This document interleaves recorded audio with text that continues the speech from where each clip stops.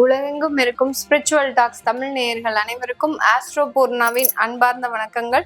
உங்களை எல்லாரையும் இந்த நல்ல காலம் நிகழ்ச்சியின் மூலமாக சந்திக்கிறதுல பெருமகிழ்ச்சி அடைகிறேன். இன்னைக்கு நம்ம பார்க்கக்கூடிய பதிவு செப்டம்பர் மாத பலன்கள். செப்டம்பர் மாதத்துல கிரகங்களின் கோச்சார அடைவுகள், அதாவது ஒவ்வொரு கிரகங்கள், அதாவது மாத கிரகங்கள் ஆகட்டும், வருட கிரகங்கள் ஆகட்டும், இந்த மாதத்துல எந்த மாதிரியான ஒரு அடைவுகளை பெற்றிருக்கு, அதனால ஒவ்வொரு ராசி என்பவர்களுக்கும் என்ன மாதிரியான பலன்கள் அப்படின்றத நம்ம இந்த பதிவுல தெளிவா பார்க்க போறோம். இந்த மாதத்துல கிரக அடைவுகள் அப்படின்னு பார்க்கும்போது உங்களுடைய மிதுன ராசியில, அதாவது காலபுருஷனுக்கு மிதுன ராசியில குரு பகவான், அடுத்து கடக ராசியில சுக்கிரன் பகவான், சிம்ம ராசியில சூரியன் புதன் கேது, கன்னி ராசியில செவ்வாய் பகவான், கும்ப ராசியில ராகு பகவான், அடுத்து மீன ராசியில சனி வக்ரத்தன்மையோட தான் இருக்கிறார் இந்த செப்டம்பர் மாதம் முழுவதுமாகவே. இந்த மாதத்துல இருக்கக்கூடிய கிரகங்களின் பெயர்ச்சிகள், மாத கிரகங்களான சூரியன் புதன் சுக்கிரன், இந்த 3 கிரகங்களும் எந்த அளவுக்கு பயிற்சி ஆக போகுது அப்படின்னு பார்க்கும்போது 14ஆம் தேதி 9வது, அதாவது செப்டம்பர் 14ஆம் தேதி உங்களுக்கு செவ்வாய் ஆகப்பட்டவர் கன்னி ராசியிலிருந்து துலாம் ராசிக்கு பயிற்சி ஆகிறார். 15ஆம் தேதி சுக்கிரனும் புதனும் பயிற்சி ஆகிறார். அடுத்து 17ஆம் தேதி சூரியன் ஆகப்பட்டவர் பயிற்சி ஆகிறார். இதுதான் இந்த மாதத்துல இருக்கக்கூடிய மாத கிரகங்களின் கோச்சார பெயர்ச்சிகள்.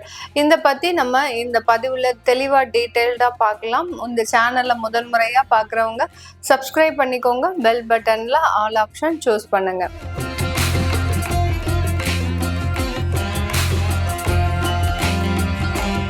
ரிஷப ராசி காலபுருஷனுக்கு 2ஆம் இடம்.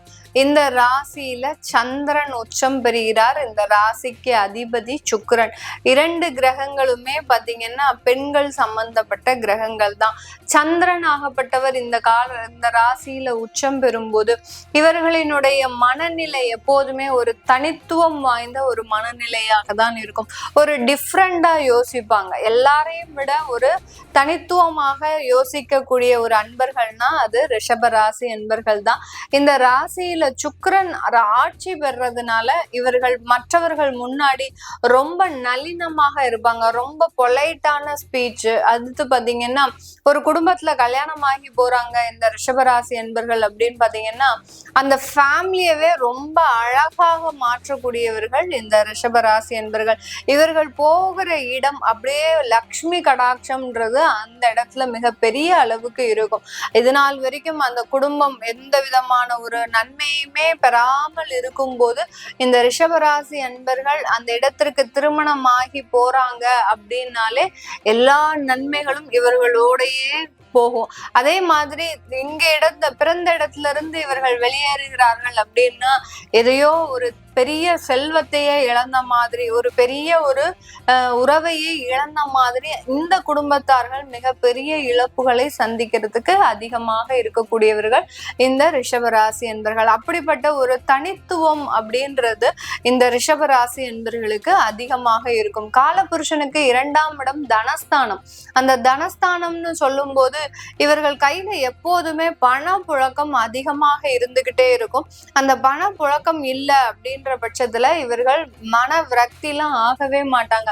அதை சம்பாதிப்பது எப்படி, அதை நிரந்தரமாக்குவது எப்படி, நம்ம கையில எந்த நேரத்துல அந்த பணம் காலியா போச்சு அப்படின்றதுலாம் அதை பற்றியே ஆய்வு செய்து அதை எப்படி நம்ம நிரந்தரமாக்குவது அப்படின்னு சொல்லக்கூடிய அளவிற்கு அந்த வருமானத்தை இழக்காமல் தக்க வைத்துக் கொள்வதற்கு எல்லா முயற்சிகளையுமே எடுப்பாங்க.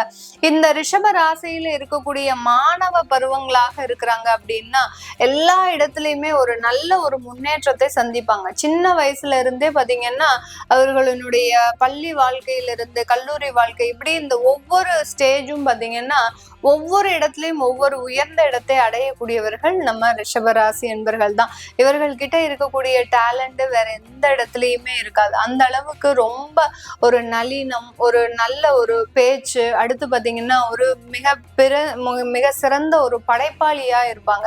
நிறைய ரிஷபராசி என்பர்கள் மீடியா துறையில இருப்பாங்க.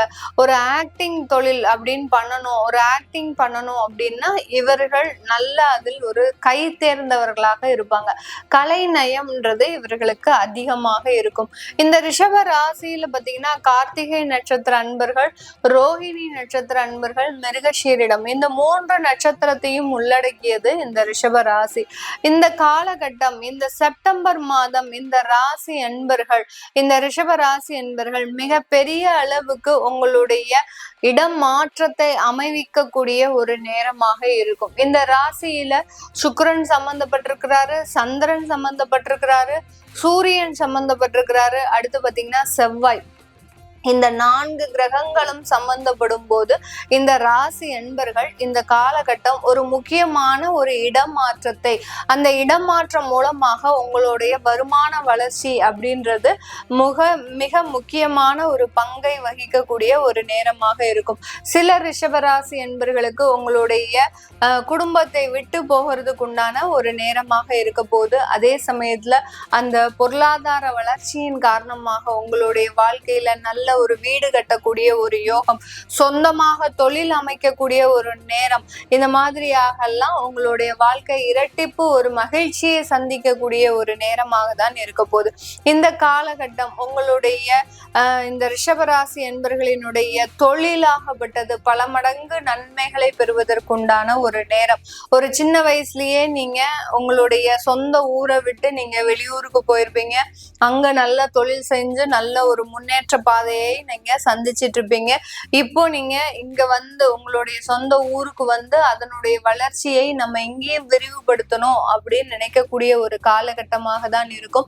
அதற்கு உண்டான எல்லா ஒரு அமைப்புகளையும் பெறக்கூடிய ஒரு நேரமாக தான் இந்த செப்டம்பர் மாதம் மிக அருமையான வளர்ச்சியை கொடுக்கக்கூடிய ஒரு நேரமாக இருக்க போது. இந்த காலகட்டம் உங்களுடைய உயர்கல்வி சம்பந்தப்பட்ட வளர்ச்சிகள் அதிகரிக்கக்கூடிய ஒரு நேரம். உங்களுக்கு வேலை சம்பந்தப்பட்ட ஒரு இடத்துல உங்களுக்கு ஒரு உயர்கல்வி படிச்சுதான் அந்த ப்ரமோஷனை வாங்கணும் அப்படின்ற பட்சத்துல கண்டிப்பாக அந்த உயர்கல்வியில நல்ல ஒரு சக்சஸ் ரேட்ன்றது இந்த ரிஷபராசி என்பர்களுக்கு அதிகமாக இருக்கக்கூடிய ஒரு நேரமாக இருக்கும்.